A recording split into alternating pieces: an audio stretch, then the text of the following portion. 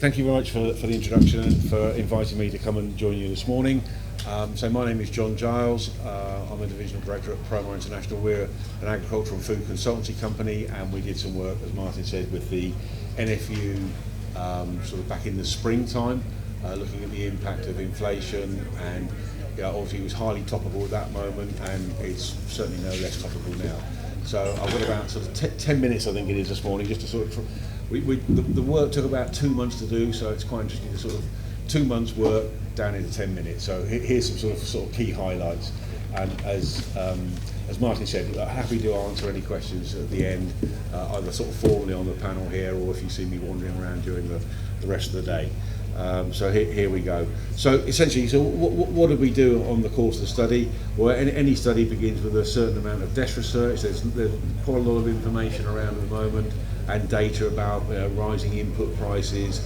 And I think one of the things we found on the study was that the inflationary pressure, it didn't come from nowhere. I've got a slide later on that shows it's actually been building up for some time. But I suppose what nobody could have really predicted was the sort of the massive spike in energy prices we saw sort of last August, September.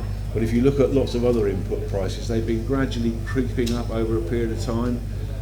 But it all sort of started to sort of get sort of way out of control in sort of August, September, October time. And then we did a series of interviews with 18 leading sort of growing produce organisations in the UK across a number of different sectors, so tomatoes, apples, mushrooms, broccoli, carrots, onions and lettuce.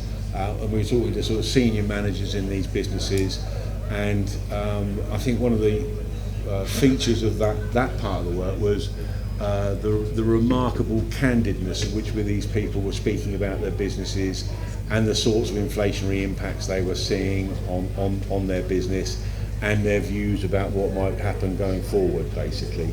And it was quite a salutary experience, basically. So one of my colleagues here, Ed Reyes, he did some of the interviews, I did some of them, and another one of my colleagues. So the interviews were split around the three of us, and periodically during the course of this process, we would sort of compare notes and sort of wow, we're all hearing the same thing. This is not sort of random comments coming from nowhere. This is a consistent message, and I'll come on to that a bit later on, basically. And this work was done largely during February and March.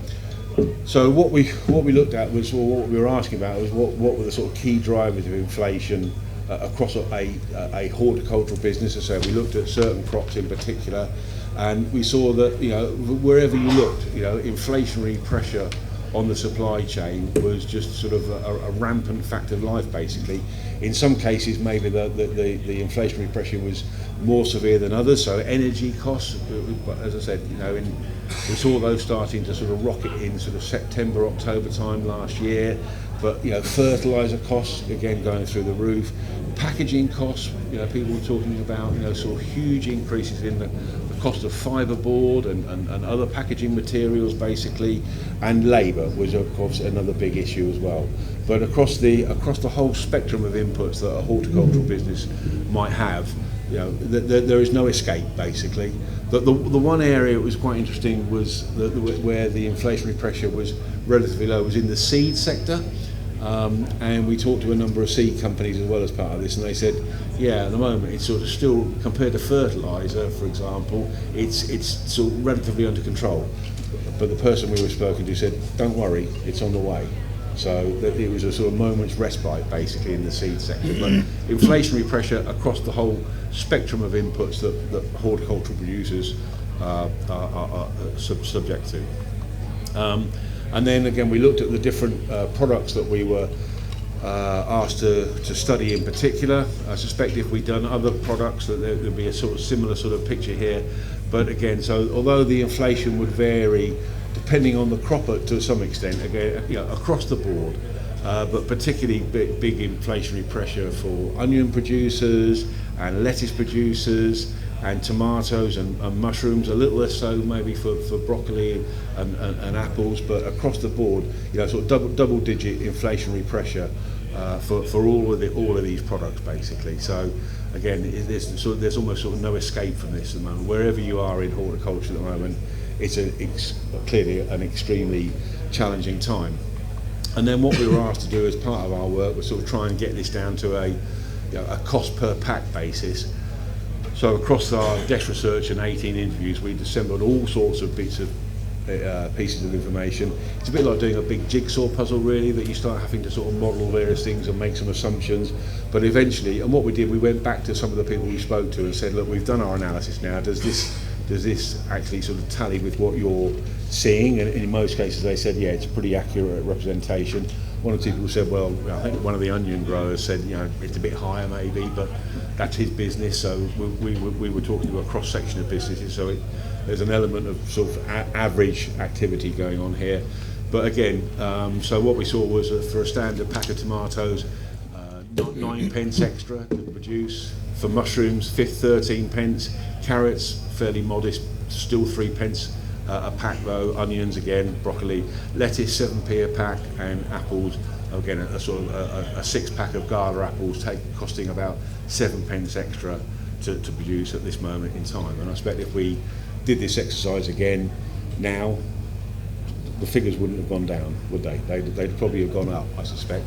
You could speculate a little bit more about how much more, but I suspect all the figures would have gone up at least some percentage points since then.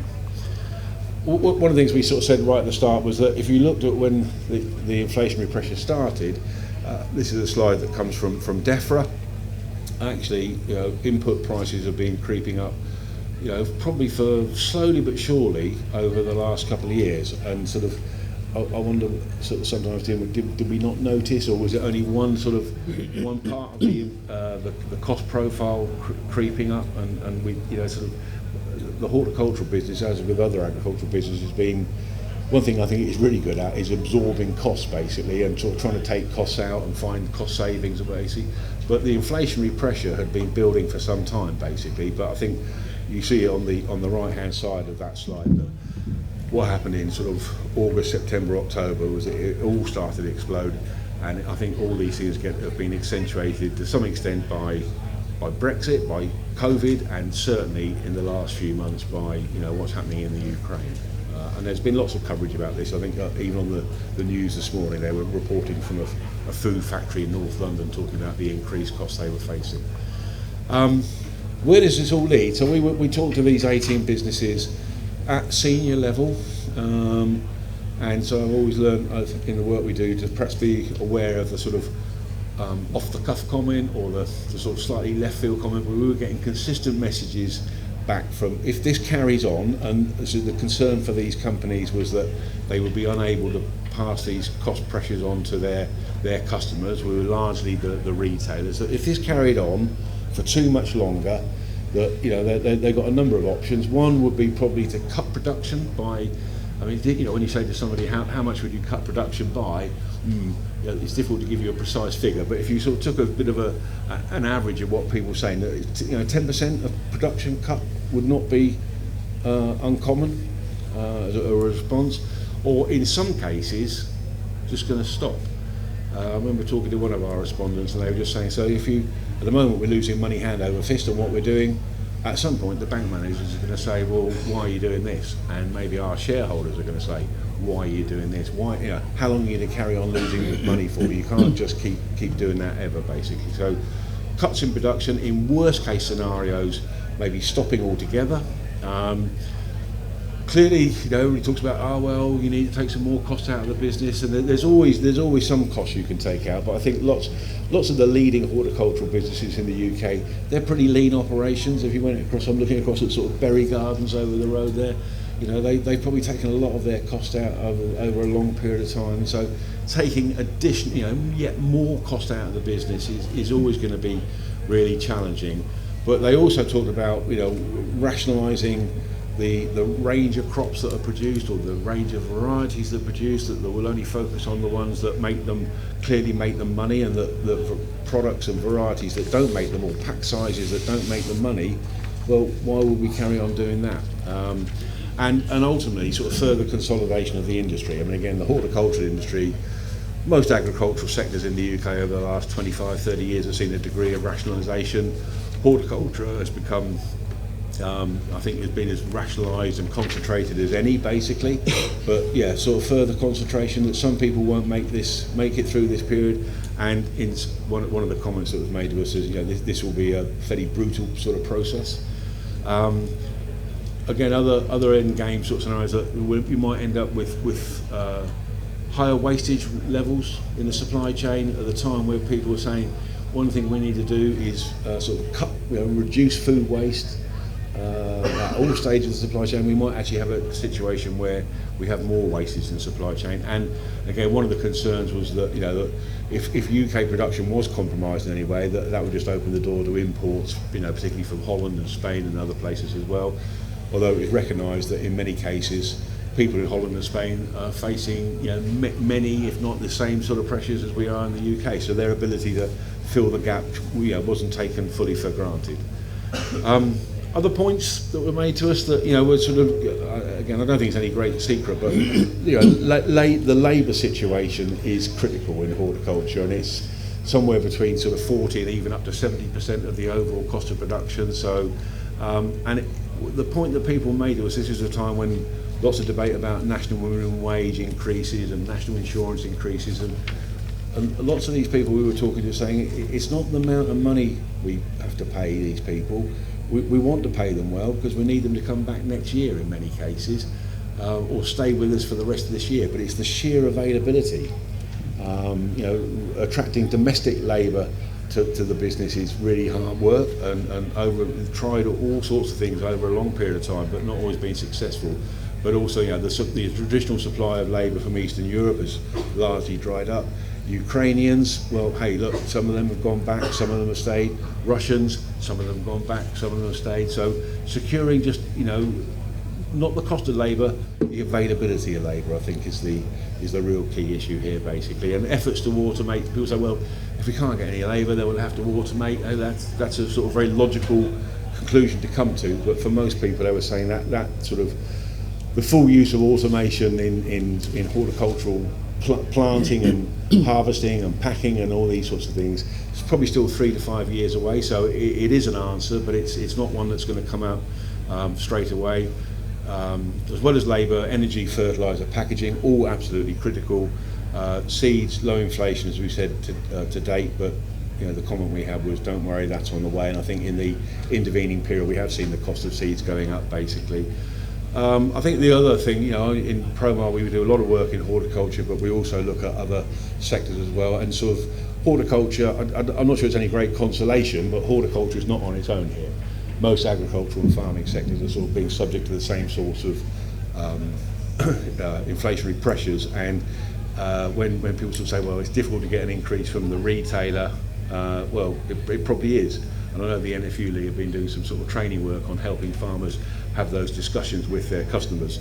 But in the milk sector, they've actually managed to get an average of a 9 pence per litre increase since the start of the year. So it's not impossible to do. It's probably very hard work, but it's not impossible to do. And then for the international produce sector, so we also work at Promar with people in South Africa, Peru, Chile, 1 or 2 other places. They're also being subject to exactly the same sorts of pressures. And sort of huge concerns, particularly over their transport costs. We think it's expensive to get a lorry from London to Birmingham and back again. They're trying to do it from Santiago to Rotterdam, so their transport costs are at a completely different level, and the whole logistics situation for them is really very difficult. And then the thing that Lee asked us to do just for the day was sort of say, well, what's happened in the intervening period? And I suppose the slightly grim news is that things haven't got an awful lot better. There's a number of ag inflation indexes that are produced on a regular basis, and the last one shows that over the last 12 months that the level of ag inflation in UK farming generally is running just under 30%. It's 28.4%, and that is comprised of sort of fertiliser costs, energy costs, building and maintenance costs, plant protection products, and seeds. So this is something that is not going to go away, I'm afraid. And so it's incumbent on everybody to sort of think. I think we all need to think very hard about how we're going to sort of manage our businesses through what is a very turbulent time. And on that note, I will call it quits for the moment. Thanks. Thank you. And the Promar report is downloadable from the NFU website. And if you were wondering why we didn't have any soft root component to that, it's because basically at the time it was done, February this year, it came on the back of the work done by British Summer Fruits. Yeah. But we are looking at doing a new iteration of this work, and we will make sure that soft fruit play a part in that as well. Chris, can I come to you next? How are you responding? No, it's fine. I'll work from here.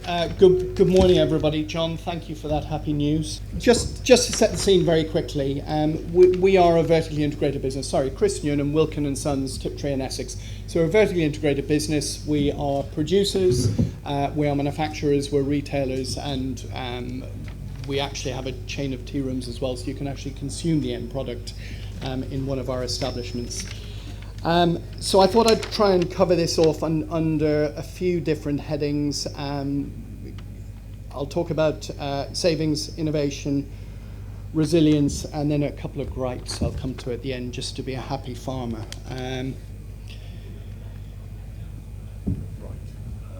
That one. Okay, I'm good with technology, as you can see. So until 5 years ago, I'm afraid this was, since 5 years ago, I've lost my youthful looks, as you can see. And this is kind of how life feels for us at the moment. Now, at the risk of spiking my own presentation before I get going, there is no silver bullet. I think we're all acutely aware of that. I should have said, in the context of our business, we are not aligned to any POs or any marketing desks. So we are very independent in terms of our operation. There is no silver bullet, but it is all about close attention to detail and marginal gains. You know, we have to look at everything we're doing at a microscopic level and just make sure we are being the smartest that we can possibly be. And fundamentally, that boils down to, you know, success in a season like this season will boil down to achieving yields in the first place, having really good quality fruit, minimizing our picking cost as a consequence of doing that, and also selling our fruit as effectively as we can. And that's all about staying as close to the customer as we can to try and ensure success.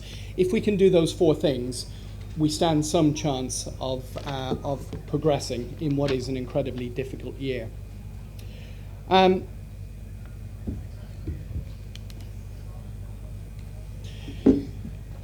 terms of savings, we've forward purchased fertilizers, we've forward purchased packaging, we've tried to capitalize on those opportunities.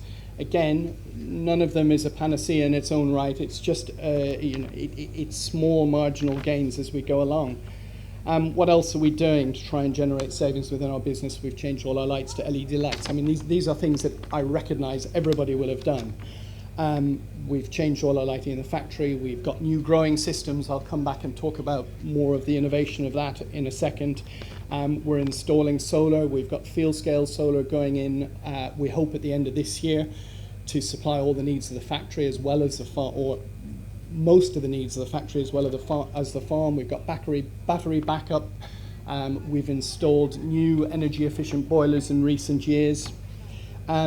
We're looking at our business in micro details. So we've done a carbon, over the last couple of years, a carbon footprinting audit of the business, looking at our scope 1, 2 and 3 emissions.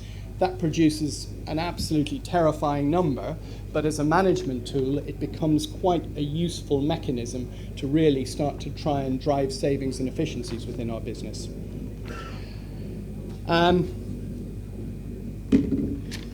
We are innovating.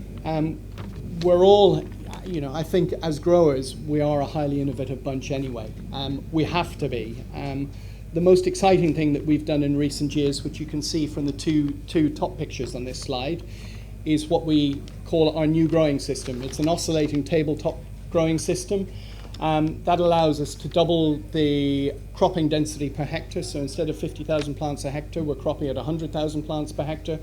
We're still managing to achieve similar levels of yield and quality per plant. So if you double your cropping density, double your yield, your inputs are proportionately reduced because you're still treating that crop as a hectare of crop, so your input costs are essentially halved on that crop.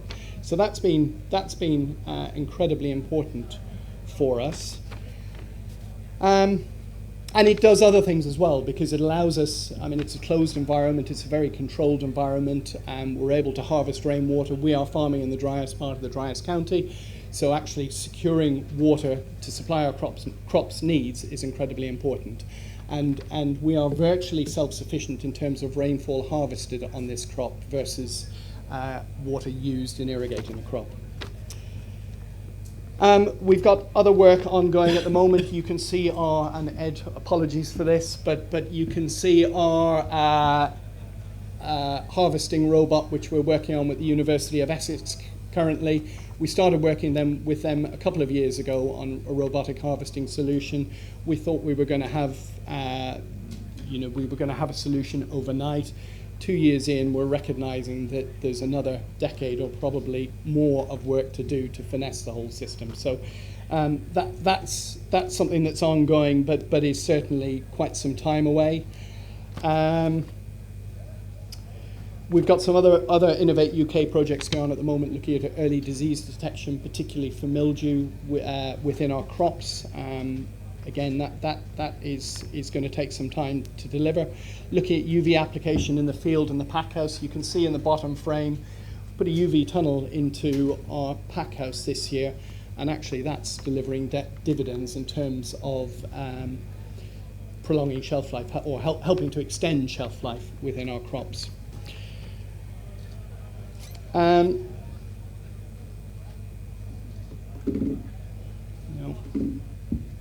Sorry, I'll carry on. So in terms of resilience, well, we're protected cropping. We're all protected cropping. We have invested very extensively in water security, building new reservoirs, which you can see on the two top slides here. Tim, that's been a definite win. I think we secured our funding through farm improvement grants. We did, yeah. We put those reservoirs in about 2 or 3 years ago, but farming where we are, that water security was always a massive concern for us, and we've addressed that issue as long as we get decent winter rainfall and can recharge our wet reservoirs.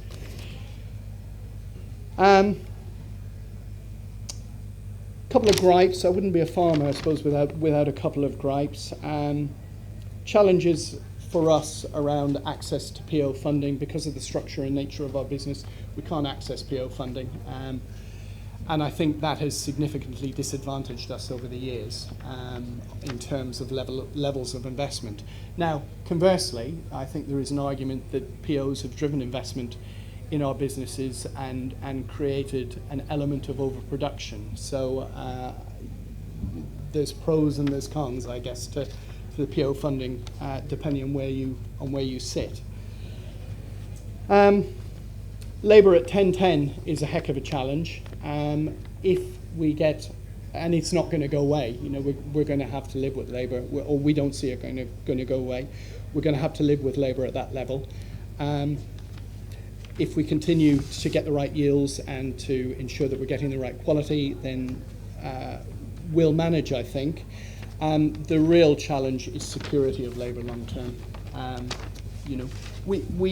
I've been in the industry for 30 years. The last 2-3 years are the first 2 or 3 years of my working life that we have not invested in growing our business, and that is purely down to confidence of supply with labour. And we've had this conversation about labour supply for 20 years. I mean, it is mind-numbingly boring, and if you can wave your magic wand and sort it for us, then we'd be very grateful.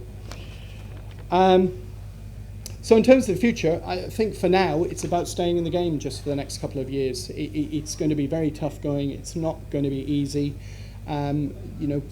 Beyond our fruit production on our farm, we're looking at biodiversity net gain. We're working towards net zero, doing the same thing that I know every other grower around the country is doing, just looking at our estate, seeing where we can enhance it, see how we can support the local community with it.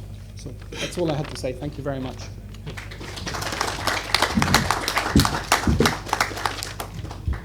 Well, thank you, Chris. And perhaps some of the answers to your questions might be, and hopes and aspirations might be in the new government food strategy. I'm interested, Tim, if Chris is regarded as part of the industrial horticultural revolution that we're now looking forward to. But Tim, over to you. How can you help us? How can I help? Okay, well, thanks very much, Martin. And John summed up the position really neatly, actually, about your sector is suffering badly. We have regular contact with the horticulture sector, edible and non-edible, and we know what you're going through. It's really difficult. Other parts of agriculture similarly having a difficult time. Other parts of the economy, other parts of the world, which is what your message, John. And as you said, Chris, excuse me, there's no silver bullet. But I was just going to talk about some of the sort of immediate things that we are trying to do, and then some of perhaps the longer, more strategic things. And maybe I could just start off, as you suggested there, Martin, with the food strategy. As a civil servant, I get quite excited about government strategies. As businessmen and running sectors, you probably don't get quite as excited about it, but it is worth a look because, first of all, it was actually, large parts of it were actually penned by our current Secretary of State, George Eustace, who, regardless of what your political views might be, he is a Secretary of State who's been in post for a long time, so he's got built up an expertise in agriculture and horticulture. He's also comes from a farming background, and he's a strawberry grower himself. So he does actually get it, and that helps in terms of engagement with Defra. So in the food strategy, it's worth just having a quick look at it. It's only short; it's only about 25 pages, but there's plenty of name checks there of horticulture, which is great. There's a theme there about healthy eating and healthy choices and obesity, and your industry ticks all the boxes. So you've got a good starting point. More specifically, it talks about agriculture generally, where we're about only 70% self-sufficient in what the food we consume by value. So can we improve on that? But more importantly, we're only about 60% self-sufficient in the food that we can produce here, but we don't. Horticulture again ticks that box as plenty of scope for boosting production in a sustainable way in the longer term. But in the short term, we've got all these problems that you've already heard about. So in the strategy, it talks about increasing outputs in sectors where there is that opportunity for sustainable growth, and it mentions horticulture as a particular example of that. It talks about boosting homegrown fruit and veg. It talks about trying to see how government can invest more in high-tech controlled environment operations, and looking at vertical farming and other new ways of farming.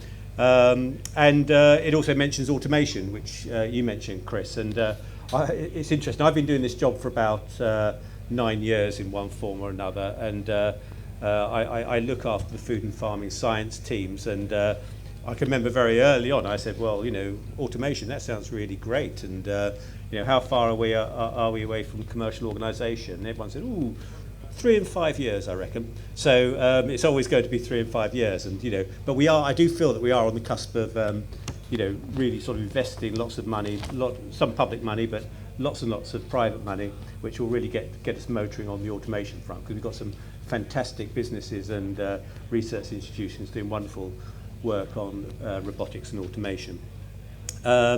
Just turning to kind of the immediate things we can do, and then the longer terms. First of all, on the immediate things we can do. There were grants available when we were in the EU. Leaving the EU, we try to take the best of the arrangements for grants for agriculture and horticulture and carry those over into the sort of post-EU world and leave behind all the worst bits of the EU grant scheme. So we did, in November last year, launched the Farm and Investment Fund, FIF, which has 2 components to it, small grants and large grants. So the small grants, we launched that. We set aside 17 million. We were inundated with applications, partly because we tried to make the whole application process as bureaucracy-free as possible. I know that's you find it hard to believe dealing with a government department, but we did try to make it as slick as possible and as easy as possible for people to get hold of that money. Of course, there's other problems with machinery and kit actually being available, which is another problem. But we had about 6,000 applications. 17 million was woefully short of what we needed to satisfy all those people that came up with good applications. So luckily George Eustace found a few extra £1 million down the back of the sofa, so it ended up with something like 48 million in the end, which was great. And that's that people are buying that kit now, and they have until later in the year to put in their applications and bids. So that's the small grants, and we. One of the things that I've noticed since I've been doing this job is that sometimes when it comes to grants, horticulture doesn't always do as well as some of the other bits of agriculture, like livestock and cereals. I'm not quite sure why that is.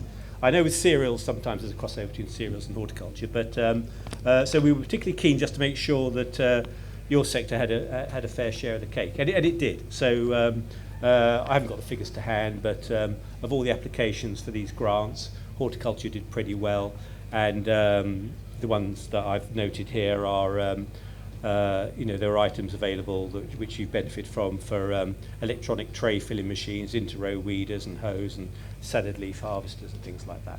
So that's the small grants. There'll be more. We're hoping later this year to roll out another round of small grants, all subject to the political turmoil settling down, of course, but hopefully that won't stop another grant scheme being rolled out later this year. And then there's also a larger grant scheme available, which we call the Farming Transformation Fund, and it's quite complex because we're doing it in sort of themes. So we've had one on water management grants, one about robotics and productivity, another one on improving automation and so on. So there's various large grants which we're rolling out, and they're underway at the moment. There's more to come, and they're for much bigger investments, in infrastructure type investments.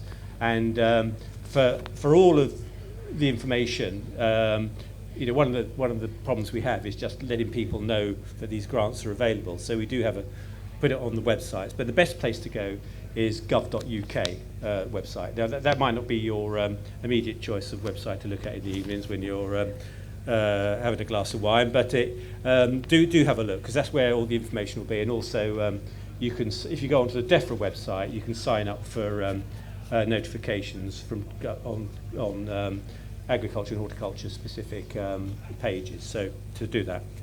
So that's the short-term stuff we're doing. The other things that government has been doing on fuel and so on, you're familiar with that, to try and help some of the immediate problems with the fuel crisis and energy crisis and so on. But just thinking about horticulture, one of the longer term things we're doing is investing heavily in innovation. So Chris mentioned some of the grants that he's benefited from at Wilkins, and there's plenty of other sectors of horticulture that have benefited as well. And so we have quite a large pot of money for farming innovation, and in the food strategy we announced that 270 million of funding across the programme up until the end of this decade, so 28-29 will be available. And we launched that last October. We've already got bids committed to for about 50 million. So that's well underway. And again, there's various pots of money available. Look on gov.uk for the process of bidding for those pots of money.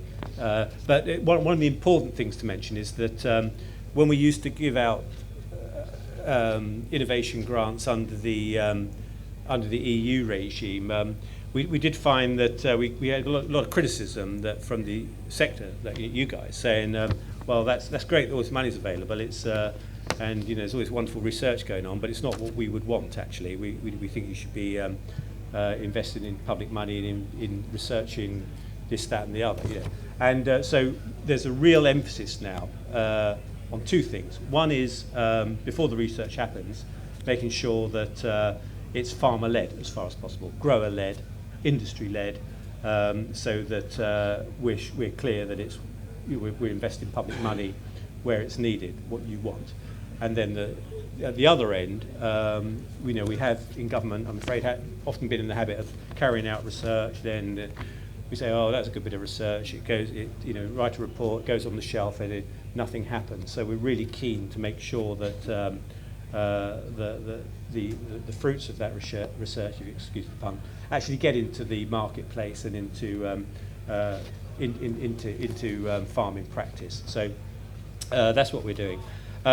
Some of the things that we've are underway at the moment, which I noted, were a project developing and validating sterile insect technique. This is spotted wing Drosophila. There's a session on it later this afternoon. Big issue for you guys. Defra put in about $500,000 to help with the research for that.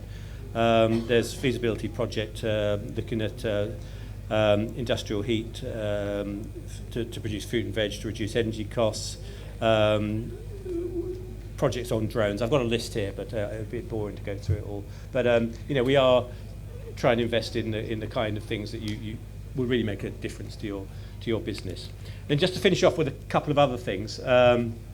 I was talking to a couple of people over at Bury Gardens there earlier, and they were just saying how excited they are about the bill that's going through Parliament at the moment on gene editing. Again, something that I get very excited about as a civil servant. You didn't necessarily get excited about government legislation, but it is a big deal. We've left the EU. Our ministers were very keen that we make the most of the technology that's out there, and gene editing is already being rolled out across the world. There's countries that are already embracing the benefits of gene editing. Not to be confused with GM, of course, which is about moving DNA from one species to another.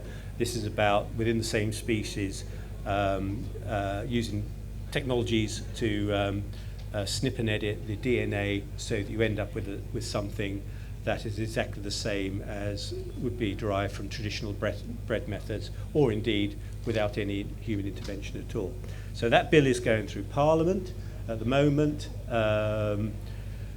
We hope it's had its first and second reading. It's now being discussed in the Commons. After summer recess, it will be back in the Commons, then the Lords, and that is quite an exciting prospect, I think. And that's longer term. It's not going to help you in the immediate future. I know that, but in the longer term, it's very exciting, I think.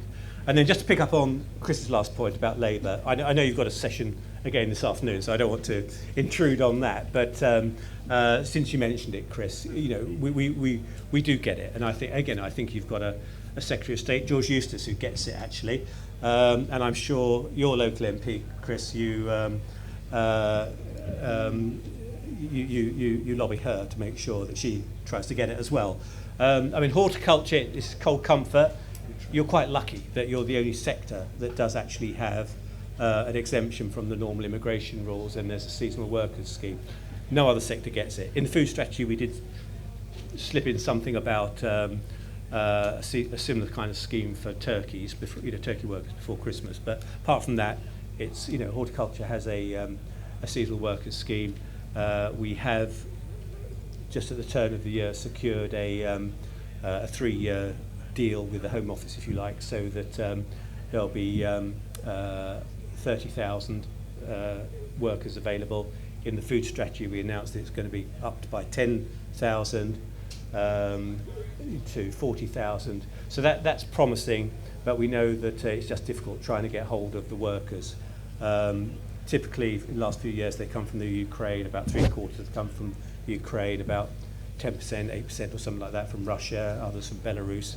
All of those have dried up. There are some Ukrainian workers here, so we know it's difficult. And we also know that you can't just say, well, why can't we get domestic people, British workers out there in the fields and polytunnels harvesting? People either don't want to do it, it doesn't, there's logistical issues, there's all kinds of issues associated with why that's not possible. So, we'll continue working with the industry to do what we can to try and meet your labour needs. But of course, this is against the background of stricter immigration controls. But you know, I hope that there is some appreciation that you know, we are doing what we can. But I'll stop there, Martin. Thank you, Tim. Thank you. Thank you.